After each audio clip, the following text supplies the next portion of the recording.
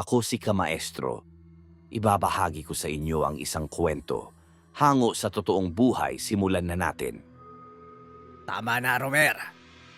Kagaya ng sinabi ko sa'yo, hindi mo mapipilit na tanggapin ng anak mo ang katotohanan. Matagal kayong nawala. At naisip ng bata na patay na kayo. Ilagay mo ang sarili mo sa katayuan niya. Wika ni Ipong. Wala namang nagawa si Romer kung hindi hayaan ang anak. Mukhang malaki ang galit sa atin ng anak mo, Romer. Ano ba naman kasing pumasok sa isip mo at sinuntok mo siya? Tanong ni Belen. Pasensya ka na, Belen. Hindi ko din napigilan yung sarili ko eh. Siguro, hayaan na muna natin siya.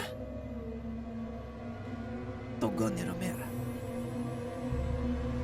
Mahirap ang sitwasyon. Sa totoo lang, hindi ko alam kung paano kayong tutulungan. Pero tama ka, Romer. Hayaan mo lang muna ang anak mo. Hindi madali sa kanya ang pagtanggap dahil sa mga pinagdaanan ng anak niyo nung mga panahong wala kayo sa tabi niya. Wika ni Ipong. Matapos ay nagpaalam na itong aalis sandali upang tignan ang kalagayan ni Lolo Berong. Medyo matanda na din ito at kung minsan, hindi maiwasang magkamali sa mga kilos na nauuwi sa maliliit na aksidente. Nagpa siya na sumama si Belen, ngunit mariing tumutol si Ipong. Pasensya na, Belen, pero hindi kita pwedeng hayaang makita ni Manong Berong. Galit na galit sa inyong matanda at sinisisi kayo sa nangyari sa anak niyo. Wika ni Ipong. Nauunawaan ko, Ipong. Sige, mag-iingat ka. Balitaan mo na lang ako sa mga mangyayari. Matapos ng pag-uusap ay kaagad nang tumuloy si Ipong. Samantalang si Filipo naman ay pilit na nililibang ang sarili. At sa tuwing makakasalubong nito ang mag-asawang Romer at Belen, kusa itong umiiwas. Alam mo, Filipo, hindi sagot ang pag-iwas sa mga problema. Wika ni Mira. Alam ko, Mira. Pero kailangan ko itong gawin para makapag-isip ng maayos. Tugon ni Filipo. Ang mabuti pa, samahan mo na lang ako sa ilog para maglaba.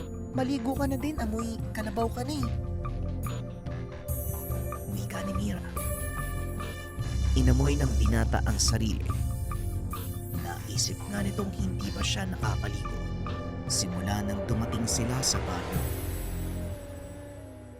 Pagkarating sa ilog, habang naliligo ang binata, may ilang kalalakihang lumapit kay Mira at nakipag-usap dito. Nung una ay maayos ang pakikitungo ng mga ito sa dalaga. Ngunit kalaunan, hinawakan ng isa sa mga ito ang braso ni Mira. Saka pa lamang umahon sa ilog si Filipo upang puntahan ng mga ito at tignan kung ano ang nangyayari. Mira, may problema ba? Kilala mo ba ang mga yan? Tanong ni Filipo. Hindi nagsalita ang dalaga. Halatang natatakot na ito. Nilapitan ng isa sa mga kalalakihan ang binata at tinutukan ng patalim. Mukhang may pakialamero dito ah. Hoy, alam mo, ako sa'yo. Manahimik ka na lang at manood para hindi ka masaktan. Wika ni Enrico. Enrico, huwag mo siyang pakialaman. Wala siyang kinalaman dito. Wika ng dalaga.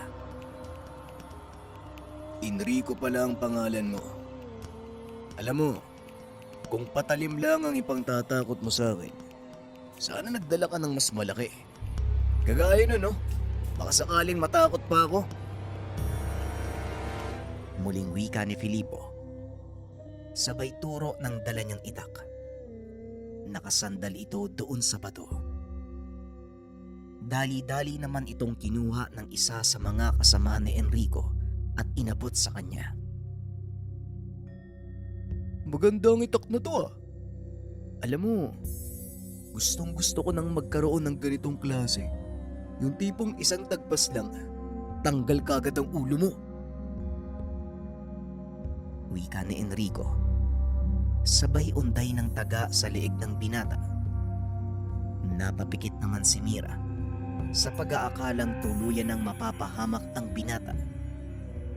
Ngunit biglang nagkaroon ng katahimikan at laking gulat ng dalaga nang makitang hawak-hawak ni Filipo ang talim ng itak. Pasensya na ha. Pagmamay-ari ko kasi yung itak na to. Maniwala ka man o hindi, sa akin lang siya susunod. Wika ni Filipo sabay tadyak kay Enrico. Lumapit ito sa malaking bato at itinutok ang talim ng itak. Sabay taga dito. Napanganga ang mga kasamahan ni Enrico nang makita kung paanong nahati sa gitna ang solidong bato. Mayabang ka dahil may hawak kang itak eh. Bakit hindi mo bitawan yan na magkasubukan tayo? Tignan natin kung sinong mas magaling. Wika ni Enrico. Sigurado ka? Baka naman nabibigla ka lang. Ayoko sanang patulan ka kaso kamuntikan mo na akong patayin eh. Alam mo bang kanina pa mainit ang ulo ko. Kaya pagbibigyan kita. Wika ni Filipo. Dali-daling tumayo si Enrico at naganda. Bigla namang hinawakan ng isa sa mga kasama nito si Mira. Nagulat ang lahat nang biglang maglaho si Filipo. Muling lumitaw sa likod ng lalaking may hawak sa dalaga. Hinampas ito ng sisidlan ng itak sa batok, dahilan para mawalan ng malay ang lalaki. Mira, huwag kang lalayo sa tabi ko. Hindi lalaban ng patas sa mga ito. Wika ni Filipo. Mag-iingat ka, Filipo. Pamangkin ni Matias si Enrico, kaya paniguradong malakas din siya. Tugo ng dalaga. Laking pagtataka nito dahil nang tignan niya ang binata. Nakangiti ito na parang tuwang-tuwa sa mga narinig. Mas maganda, tignan mo kung paano kung durugin ang katawan niya. Wika ni Filipo. Matapos ay isa-isang nagsipagsugod ang mga kalalakian. Gamit ang likod ng itak. Isa-isa niya itong pinatumba.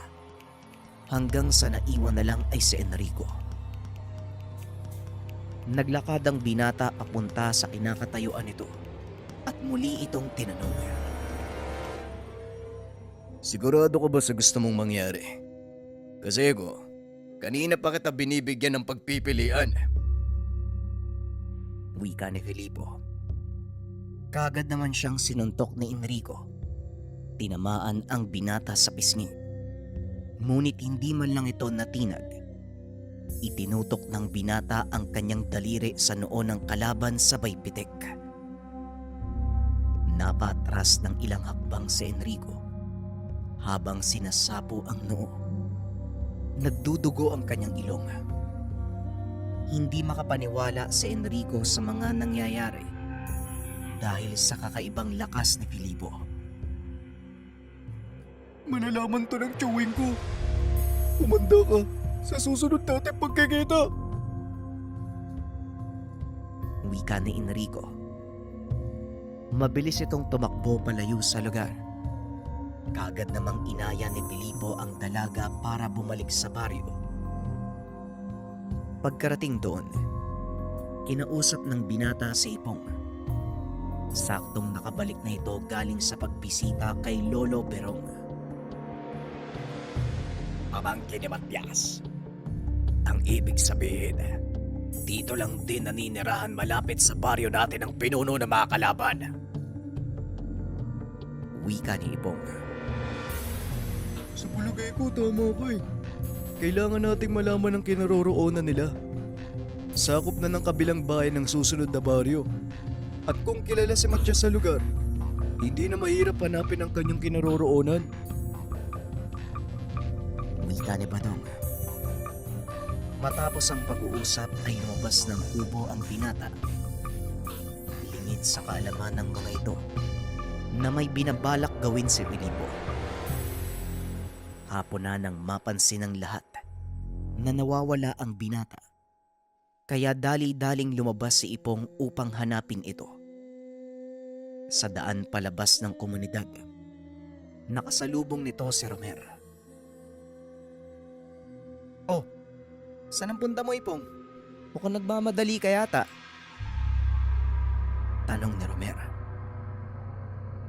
Pambihira talaga yung anak mo, Romer. Manang-mana sa'yo. Ayun, tinutugis mag-isa ang kalaban. Ay, nako. Tugon ni Ipong. Akmang magpapatuloy na sa paglalakad nang bigla itong pigilan ni Mira. Sandali lang po, Manong Ipong. Naiwan po ni Filipo yung itak niya. Wika ng dalaga habang inaabot ang itak kay Ipong. Sasama ako sa inyo. Wika ni Romer. Sabay kuha ng itak kay Mira. Sige na, magmadali na kayo. Baka hindi na natin abutan si Filipo. Tugon ni Ipong. Medyo malayo pa ang susunod na baryo. Alam ng dalawang maaari silang abutin ng dilim. Sa natatandaan ko, may daan sa loob ng gubat. Masukal pero mas mabilis tayong makakarating sa susunod na baryo. Wika ni Romer. Kung saan tayo mas mapapadali, Romer, yon ang tatahakin nating daan. Tugon ni Ipong. Kagad nilang tinahak ang daan sa kagubatan. Kagaya nga ng sinabi ni Romer, napakasukal ng kanilang dadaanan. At bukod pa rito, napakatarik ng daanan. Walang yan naman, Romero. Hindi mo naman sinabi na sa gilid ng bangin pala tayo dadaan. Reklamo ni Ipong. Pasensya na. Ito lang kasi yung pinakamabilis sa paraan para makarating tayo sa kabilang baryo. Ayan, tignan mo. Tugon ni Romer. Sabay turo sa baryong nasa bandang paanan ng burol. Dali-daling bumaba ang dalawa sa pag-asang maaabutan nila si Filipo bago pa ito magsimula ng gulo at mapahamak. Ngunit sa kalagitnaan ng pagbaba sa bundok, biglang nakarinig ng sigawan ang dalawa. Nako, naloko na. Mukhang nauli na tayo. Wika ni Ipong. Dali-dali itong tumakbo pababa. Samantalang sa loob ng baryo naman, nagsimula ng makipagsagupaan si Filipo. Wala nang sabi-sabi pa. Pinagpapatay nito ang mga nasasalubong na aswang. Hanggang sa makasalubong nito si Enrico. Dali-dali itong tumakbo pabalik nang makita ang binata. Kagad siyang hinabol ni Filipo. Bigla namang napahinto ang binata dahil napakaraming aswang ang nag-aantay sa kanya.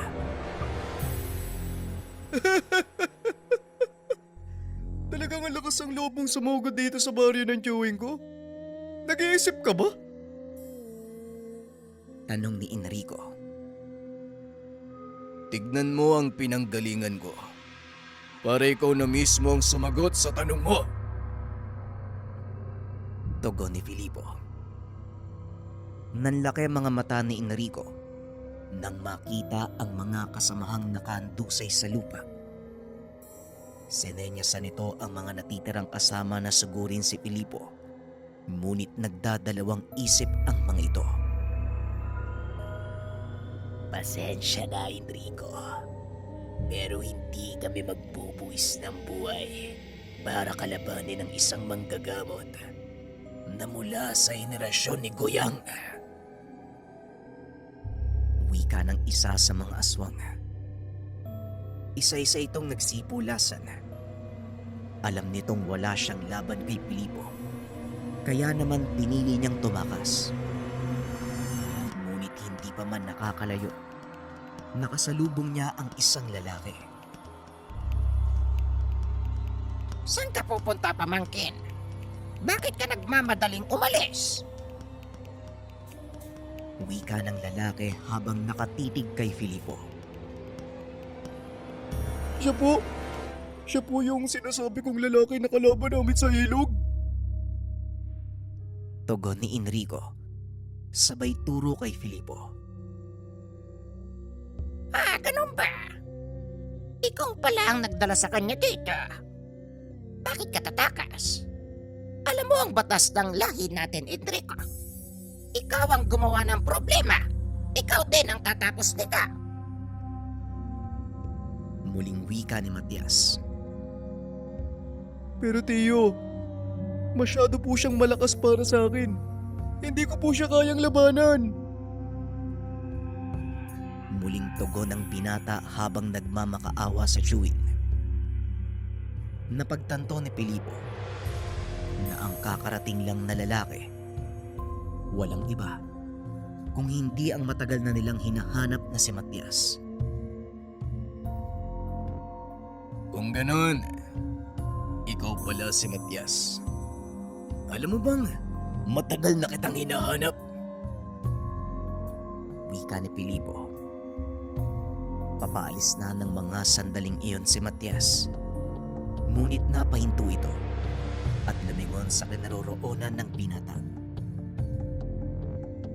Hinahanap mo ko. Ano naman kaya ang posibleng kailangan ng isang kagaya mo sa akin? Tanong ni Matias. May mga dapat kang panagutan at hindi ko yun papalampasin. Tugon ni Filipo. Sabay takbo pasagod kay Matias. Mabilis namang tumakas si Enrico sa takot na baka mapagpalingan siya ng galit ng Chewing. Ay, nako. Mana talaga sa ama ang pamangkin ko. Pasensya na kung napapaligiran ako ng mga duwag. Wika ni Matias. Hindi na ako magtataka dahil ikaw mismo, isa kang malaking duwag. Tugon ni Filipo.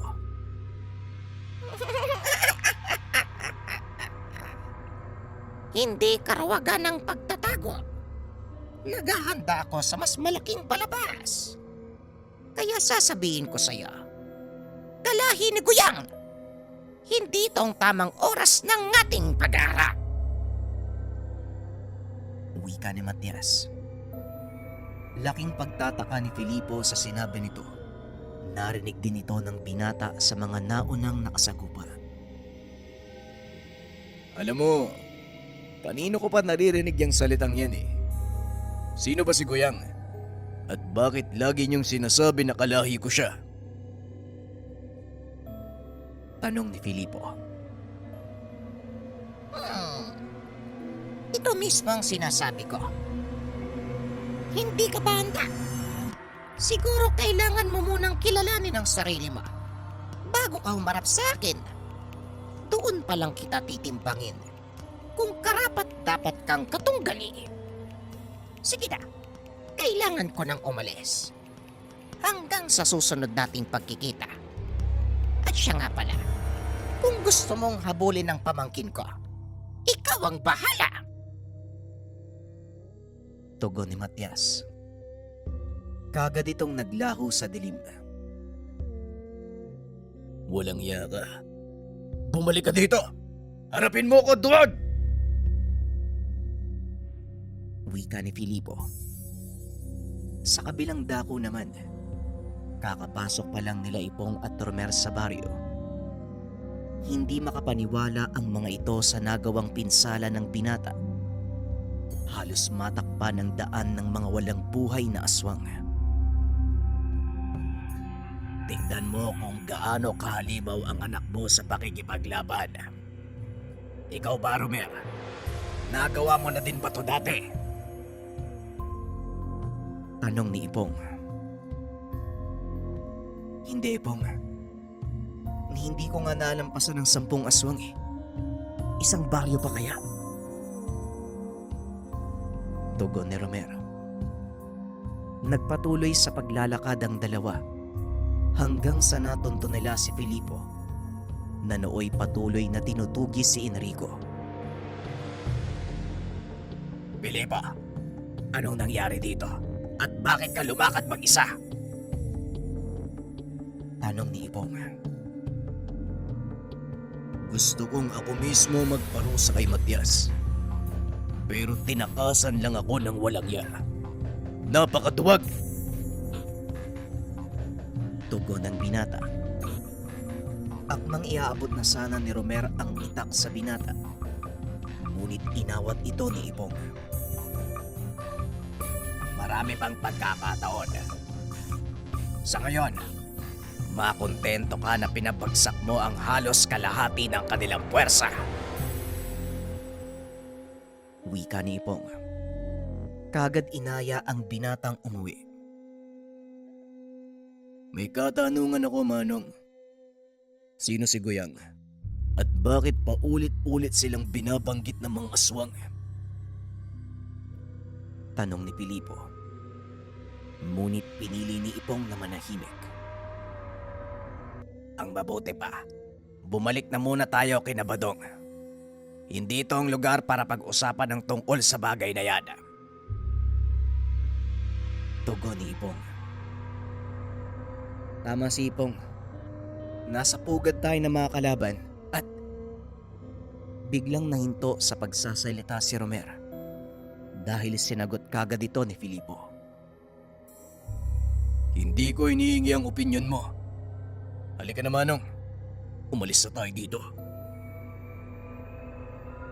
Wika ng binata sabay lakad palayo. napailing na lang si Ipong.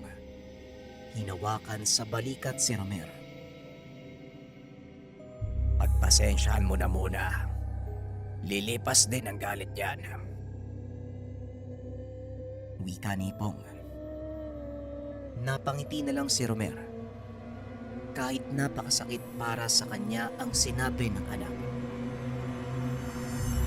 Pagkarating sa baryo nila Badong, kagad pinag-usapan ni Ipong at Filipo ang tungkol sa binabanggit ng mga aswang.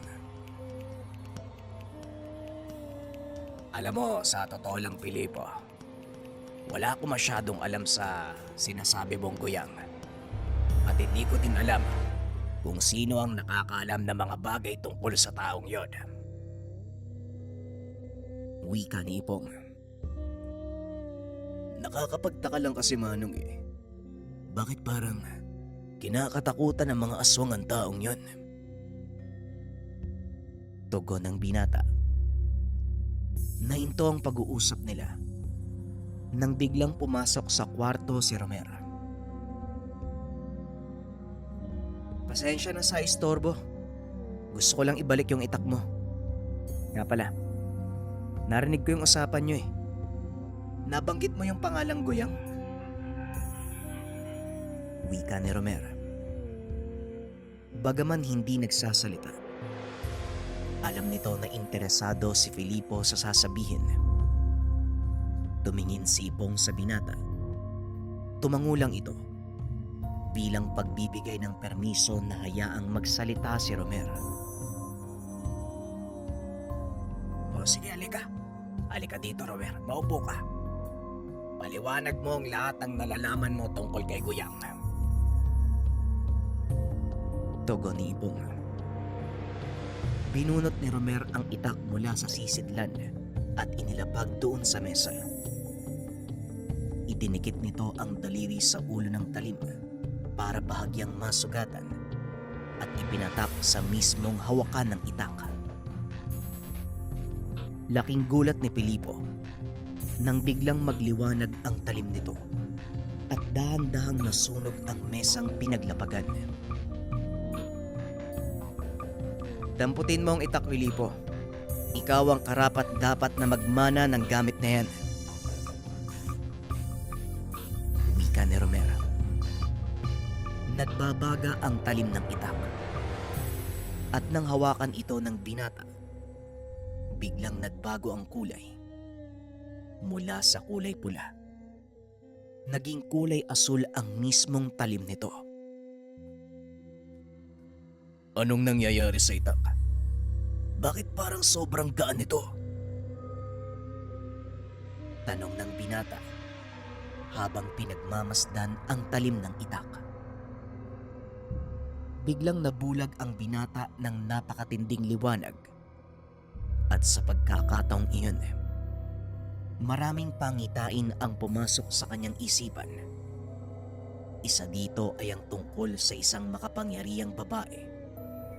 Nakipaglaban sa mga nilalang, maging sa pinakamalalakas na mga elemento. Biglang nabitawan ng binata ang itak. Nabalik ito sa kasalukuyan. Nakita ko na. Alam ko na kung sino si Guyang. Mula ako sa mahabang saling lahi ng isang dakilang babaylan. Wika ni Filipo. Tama ka. Nananalaytay sa ugat mo ang dugo ng isang dakilang babaylada. Napalingon si Naipong nang marinig ang boses ni Lolo Perong. Lo, ano pong ginagawa niyo dito? Alam niyo naman na delikadong paligid ah. Wika ni Filipo. Huwag mo kong alalahanin na po. Dahil walang gagalaw sa akin. Naparito ako dahil sa mga katanungang kagaya ng sayo. Magsisimula tayo sa itak na hawak mo. Wika ni Lolo Berong. Pinaliwanag ng matanda ang lahat tungkol sa pinagmula ng itak. Ayon kay Lolo Berong, pinanday ito ng isa sa mga naging anak ni Guyang. Pinasbasan, pinatibay ng mismong mga elementong gabay ni Guyang. Kasama sa mga nagbigay ng kapangyarihan sa talim ay ang dakilang bathala ng kalangitan na si Apo Lakay.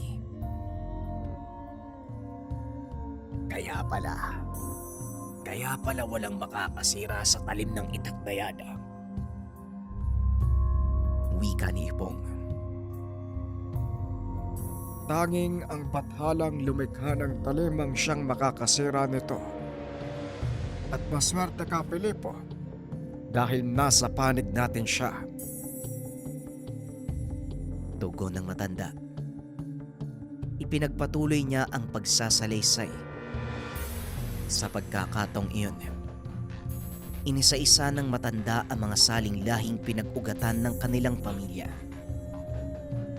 Nagkaroon ng anak si Guyang mula naman sa isang antingerong kilala bilang Wandumog.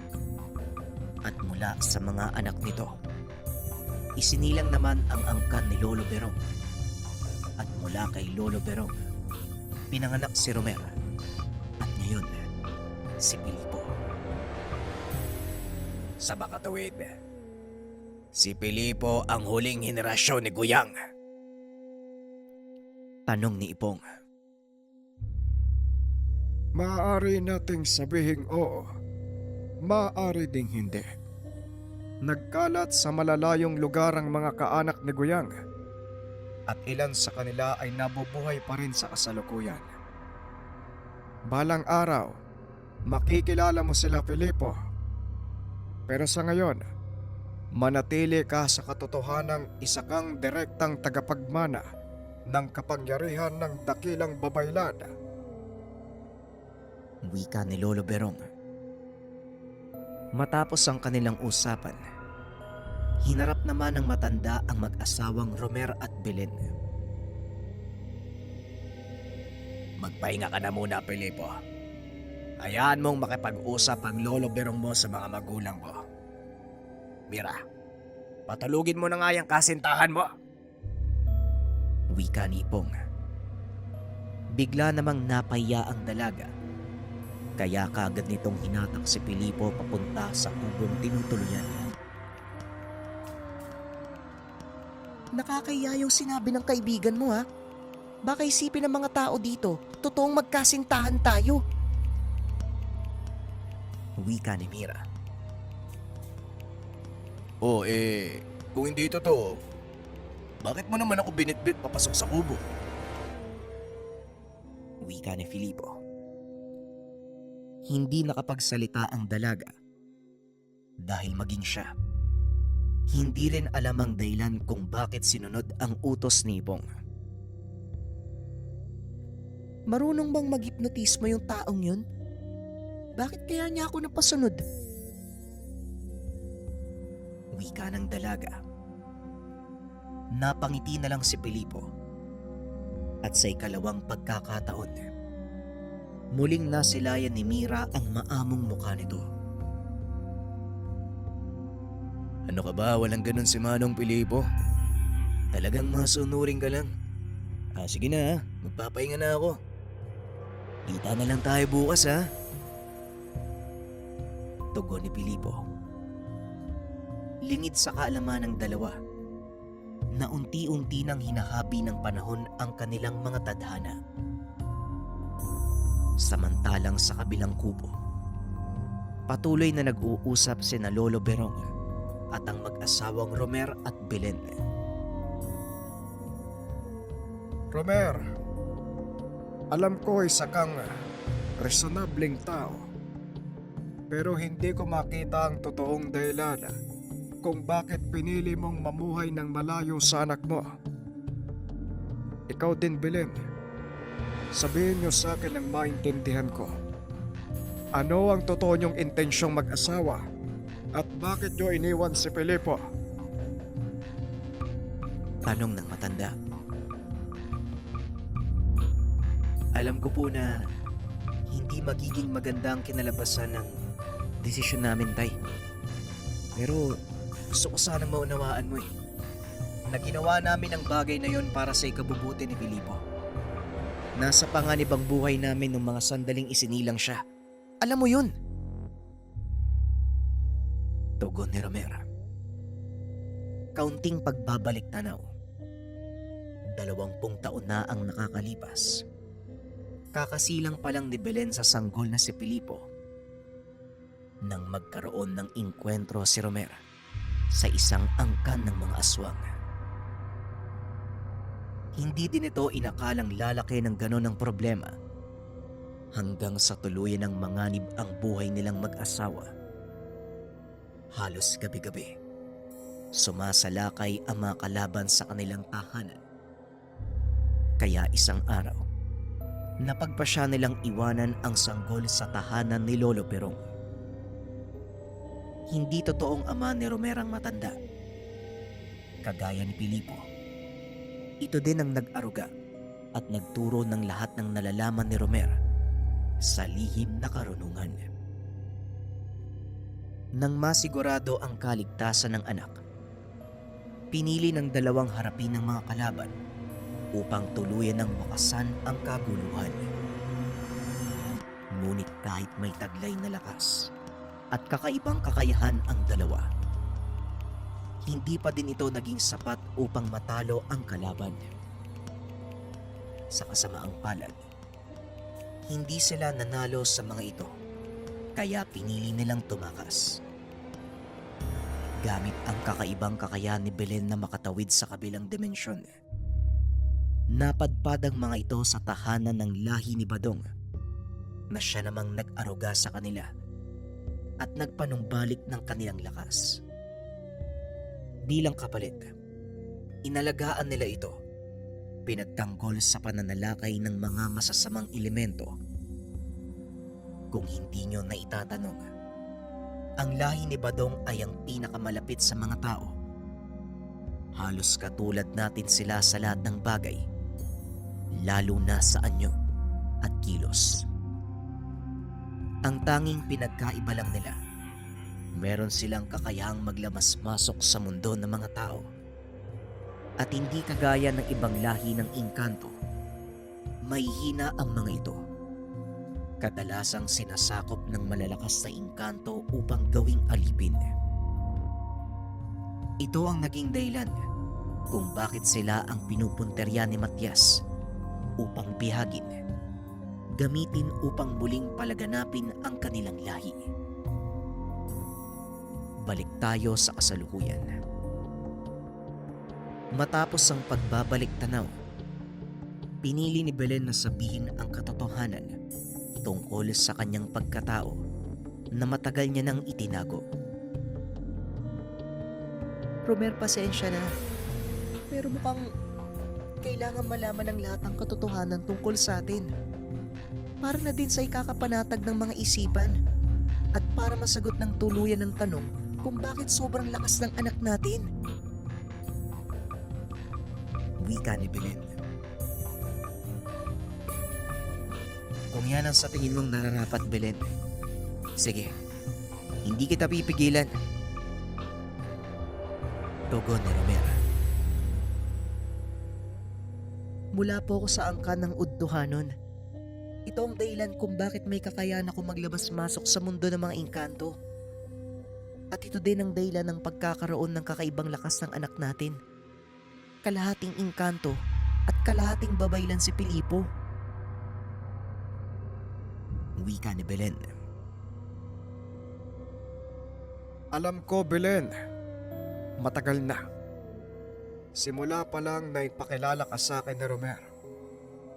Pinili kong hindi magsalita dahil alam kong may sarili siyang dahilan.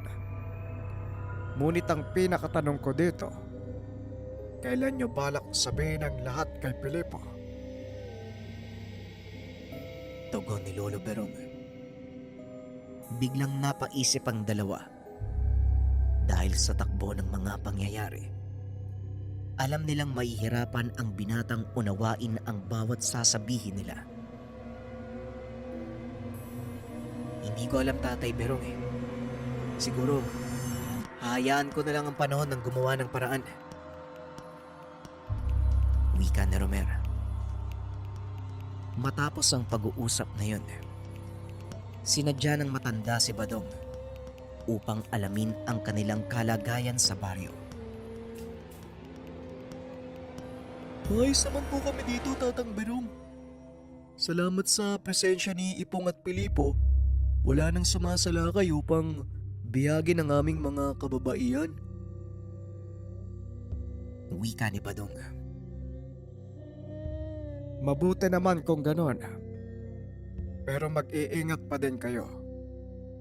Huwag kayong magpapakampante dahil walang sino man ang nakakaalam kung ano ang iniisip ng mga kalaban. Tugon ng matanda. Matapos ang pakikipag-usap kay Badong, tinungo nito ang kwarto kung saan natutulog si Filipo. Nakita nitong nakaupo sa tabi ng higaan ng binata si Mira. Napakapayapa ng mukha ng aking apo. Alam mo bang, ngayon ko lang nakitang ganyan kahinahon ng mukha ni Pilipo. Maraming salamat sa iyo ha, dahil nandyan ka sa tabi niya. Wika ng matanda. Bigla namang nagulat si Mira. Naku, Lolo, hindi po kami magkasintahan ni Pilipo. Magkaibigan lang po kami. Parang pasasalamat ko lang po sa kanya yung ginagawa ko. Kasi ilang beses niya na po ako niligtas eh. At hindi lang po ako yung buong baryo po. Tugon ng dalaga. Hindi sa ngayon, pero sa darating na araw, malalaman mo kung bakit kayo pinagtagpo ng aking apo. Alam mo bang may tuturing na matalas na talim si Filipo? Wika ni Lolo Berong. Paano niyo naman po nasabi yon, Lolo? Sa pagkakaunawa ko po sa sinabi niyo, mapanakit si Filipo. Pero hindi naman po yun yung nakikita ko sa kanya eh. Tugon ng dalaga. Madalas padalos-dalos ang desisyon ng aking apo. Kadalasang napapahamak ay hindi lang siya, kung hindi ang mga taong nakapaligid sa kanya. At sa nakikita ko ngayon, ikaw lang ang nakapagpalabas ng kanyang mahinahong pagkatao. O siya, magpapahinga na din ako. Huwag mong masyadong isipin ang mga bagay-bagay ha. Hayaan mo ang panahon mismo ang magbigay ng kasagutan sa mga tanong mo. Muling wika ng matanda. Kagad na itong lumabas ng kwarto. Habang pinagmamasdan ng dalaga si Filipo, unti-unti nitong napagtatanto na nahuhulog ang loob niya sa binata. Napapangiti na lang si Mira sa tuwing naiisip niya kung paano sila unang nagkakilala ni Filipo at kung gaano kadali na naging magaan ang loob nito sa binata. Siguro, totoo nga ang sinasabi sa akin ni Lolo Berong. Kaya huwag kang mag-alala, Filipo. Nangangako ako, hindi ako aalis sa tabi mo. Wika ni Mira sa natutulog na si Filipo. Laking gulat nito nang biglang hawakan ng binata ang kanyang kamay. Napatayo si Mira sa pag-aakalang nagising si Filipo. Ngunit nakahinga siya ng maluwag dahil humihilik ito ng malakas. Kinabukasan, maagang nagising ang binata. Nakita nito si Lolo Berong na nakikipag-usap sa mga taga-baryo. Naglakad ang binata papalapit sa matanda at isang malakas na pukpok sa ulo ang isinalubong nito sa kanya. Aray ko naman po, Lolo. Para saan naman po yun? Ang sakit ah! Reklamo ni Filipo. Ano ba ang pumasok sa isipan mo? At sumugod kang mag-isa sa kuta ng kalaban. Mabuti na lang, dumating ang tatay mo at si Ipong.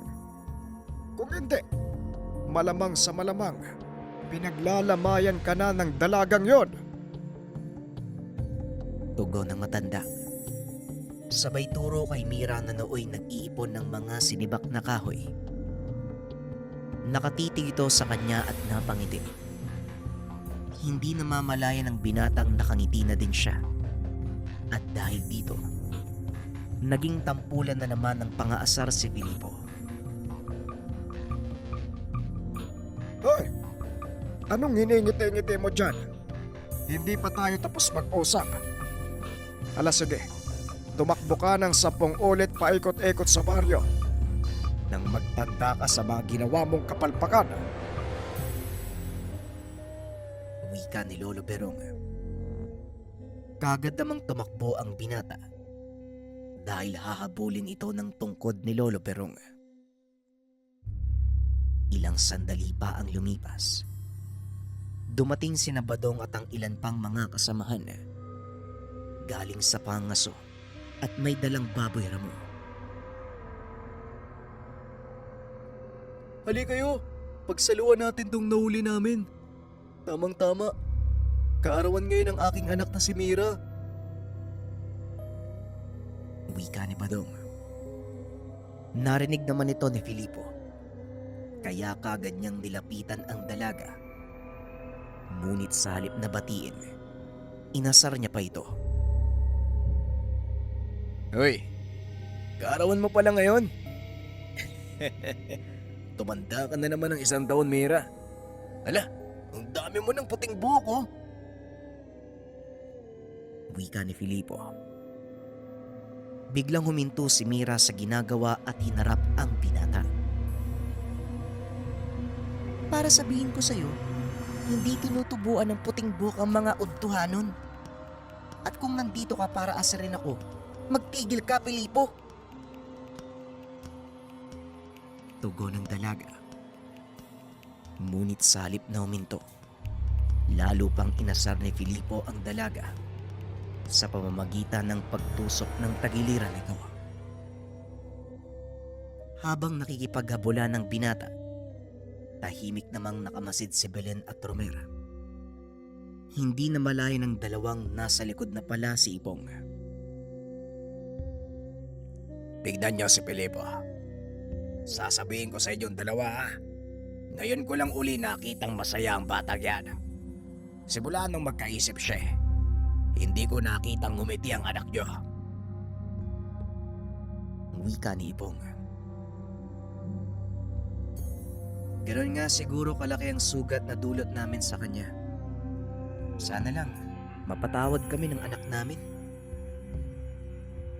Tugon ni Romera.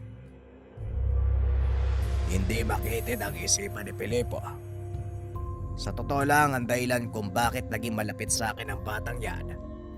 Dahil naghahanap siya ng kalinga ng isang ama. Wika ni Ipong at kagad nang naglakad papunta kina Badong. Naging masaya ang araw na yon para sa lahat. Ngunit lingid sa kaalaman ng mga ito, merong nakaambang panganib.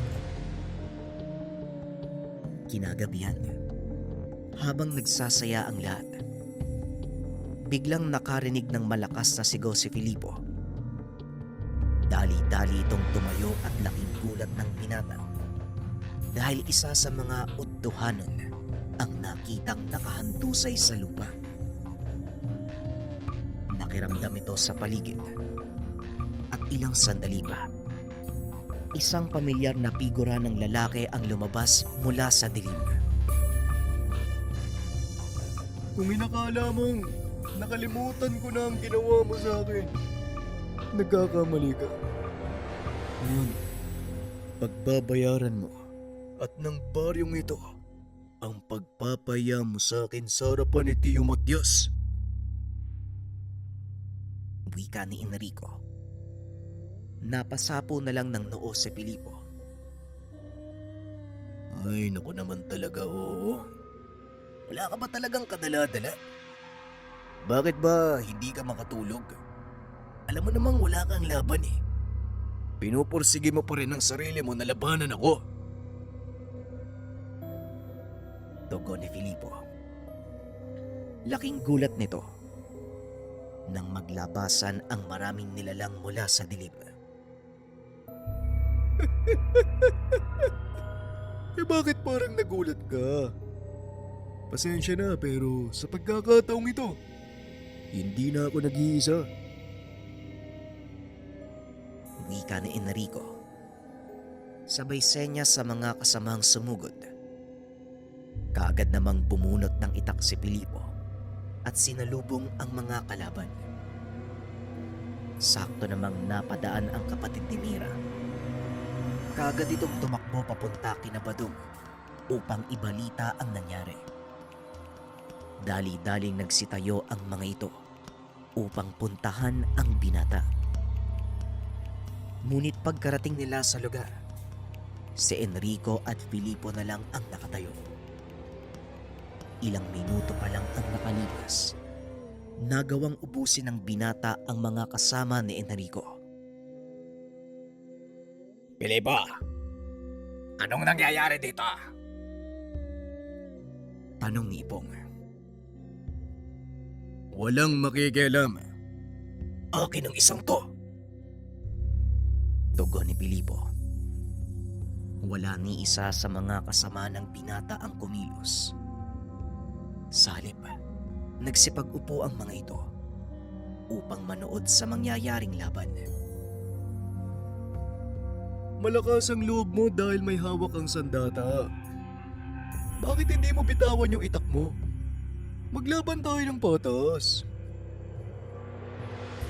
Wika ni Enrico. Kagad namang isinilid ng binata ang itak at inihagis papunta kay Ipong. O sige. Hindi ako gagamit ng sandata. Pero ikaw, bunutin mo yung daladala mong itak para maging patas naman yung laban. Tugon ni Filipo. Sa isip-isip ni Enrico, iniinsulto siya ng binata. Kaya naman tinanggal nito ang itak na nakatali sa bewang at tinapon sa malayo. Huwag mo kong insultuin ha. Kaya kitang labanan gamit lang ang kamao ko. Muling wika ni Enrico, sabay sugod kay Filipo. 3 sunod-sunod na suntok ang binigay ni Enrico sa binata. Ngunit ni isa sa mga ito ay walang tumama. Hindi kita iniinsulto. Oo, kaya mo nga lumaban. Pero ang tanong, kaya mo ba akong talunin? At isa pa, Enrico, gustong gusto kong makakita ng isang totoong bangkilan. Alam ko, isa ka sa may mataas na katungkulan sa inyong angkan, hindi ba? Bakit hindi mo ipakita sa akin ang totoo mong anyo? Wika ni Filipo. Ngunit tumanggi si Enrico. Hindi na magiging patas ang laban kung magpapalit ako ng anyo. Dahil alam mong mas malakas kaming mga aswang kapag nasa totoong anyo namin. Wika ni Enrico. Wala akong pakialam. Kaya magbago ka na ng anyo. Mag-aantay ako. Kung ayaw mo, ako mismo magpapalabas nito. Tugon ni Filipo. Sabay takbo ng mabilis papunta sa kinakatayuan ni Enrico. Sa sobrang bilis ng pagkilos ng binata, halos hindi makita ng mga manonood ang kanyang galaw. At laking gulat ng mga ito nang bigla na lang sumubsob si Enrico sa lupa habang hawak-hawak si Filipo sa patok. Makailang ulit niya itong ginawa bago tuluyang ihagis ang kalaban papunta sa isang puno. Akmang tatayo pa sana ito nang bigla na naman siyang sakalin ni Filipo. Hindi makapaniwala si Enrico sa ipinamalas na lakas ng binata.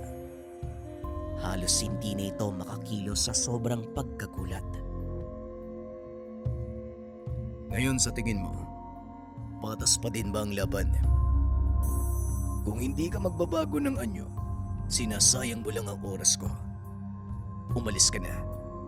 Dahil wala kang ibang kahantungan dito kung di kamatayan. Wika ni Filipo sabay bitaw sa leeg ni Enrico. Naglalakad na ito palayo nang maramdaman ang biglang pagbabago sa enerhiya ng kalaban. Napangiti ito at nagsalita. Ito na. Ito na ang pinakahinihintay ko. Wika ni Filipo. Nakita nitong namimilipit ang katawan ni Enrico habang naglalabasan ang matatalas na tinig sa likod nito. Unti-unti ding nagbabago ang kulay ng balat. Maging ang buhok nito. Nagsipagtayuan na animoy matutulis na sungay. Kasunod dito, ang paglabas ng malalapad na pakpak na labis namang ipinagtaka ni Badong. Dahil ang mga bangkilan ay walang kakayahang magpatubo ng pakpak. Dali-dali nilang inalis sa mga matatanda at kababaihan sa lugar dahil maaaring madamay ang mga ito sa magiging laban. Ilang sandali pa ay natapos na ang pagbabagong anyo ni Enrico. Mas malaki pa ito ng 2 ulit kaysa kay Filipo. At hindi maitatanggi na mas malakas ito sa kanya. Hindi mo siya kayang labanan gamit ng kabaulang Filipo. Eto, saluhin mo! Wika ni Ipong sabay hagis ng itak sa binata. Ngunit bago pa man ito masalo ni Filippo, nagawa na itong tapikin ni Enrico, dahilan para tumalsik sa malayo ang itak. Umangil ng malakas ang nilalang at nagsimulang magwala. Pinaghampas nito si Filippo na nooy puro iwas lang ang ginagawa. Lumipad pa ibabaw si Enrico at kinuha naman ng binata ang pagkakataong iyon para damputin ang kanyang itak. Nanatili sa taas ang nilalang ng ilang minuto hanggang sa muli itong bumulusok pa ibaba. Napalingon sa paligid si Filippo. Nakita ang ilang sibat na nakasandal sa puno. Dali-dali niya itong kinuha, inumang sa paparating na kalaban. Nang makalapit na ito ng husto, isa-isang binato ng binata ang sibat at tumarak ito sa katawan ni Enrico. Sumadsad sa lupa ang katawan nito, ngunit kaagad ding nakatayo. Muling tumakbo papunta sa kinaroroonan ng binata. Binunot ni Filippo ang itak. Sinalubong ng taga ang kalaban. Nagawa nitong putulin ang kaliwang kamay ni Enrico. Ngunit sa kasamaang palad, nahagip ito ng matalas na kuko. Malaking sugat sa dibdib ang natamo ng binata. Ito ang unang beses na nasugatan ng malubha si Filippo. Ngunit sa halip na mataranta, muli nitong sinugod si Enrico na nooy namimilipit pa rin sa sakit dahil sa pagkaputol ng kanyang braso. Tumalon pa itaas ang binata. Inumang ang kanyang itak sa ulo ng nilalang. Buong lakas niya itong itinarak sa bumbunan, dahilan para mapahinto sa pagkilos si Enrico at tuluyang mapaluhod sa lupa. Binunot ni Filippo ang itak at tumalon palayo. Unti-unti namang bumagsak sa lupa si Enrico hanggang sa nakatukod na lang ang kamay nito sa lupa. Pilit pang gumagapang palayo habang nagmamakaawa na wag siyang patayin. Pasensya na. Pero masyado nang malaki ang gulong ginawa mo. Kaya hindi na kita maaaring buhayin. Wika ng binata. Pinigilan naman ito ni Ipong. Kaso nga lang, inawat siya ni Lolo Perong. Wag, Ipong. Hayaan mo si Filippo. Ito ang kanyang hatol at kailangan niya itong panindigan. Wika ni Lolo Perong. Ano pong sinasabi niyo, Lolo Perong? Hahayaan niyo na lang ba na tuluyang maging halimaw si Filippo?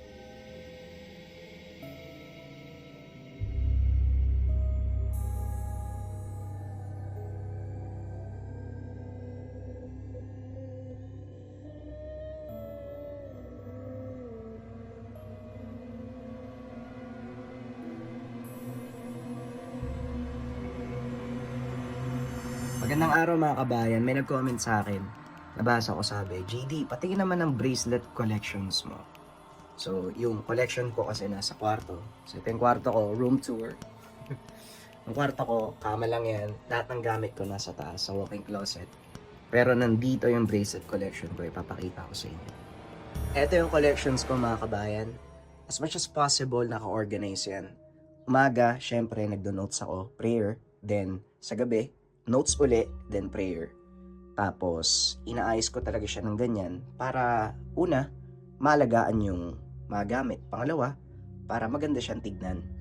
Depende kung ano yung isosot ko sa loob ng isang araw. Depende sa pangangailangan ko. Alam naman natin na itong likha merchandise na create siya through symbolism. Kumbaga, lahat ng nabibili dito may simbolo kung sino ka at kung ano yung pinaniniwalaan mo. Lagi ko sinusuot, eto, mantra. Pang-pa-enhance ng focus ko to eh. Kasi sa sobrang dami ng ginagawa ko sa isang araw, kailangan ko ng symbolism na kapag nakikita ko yun, alam ko sa sarili ko na may nakakatulong sa akin na mag-focus. Yan. So, syempre, minsan, kapag gusto ko may malaki akong meeting, sinusuot ko to. Kandili, tapos for protection, marahuyo.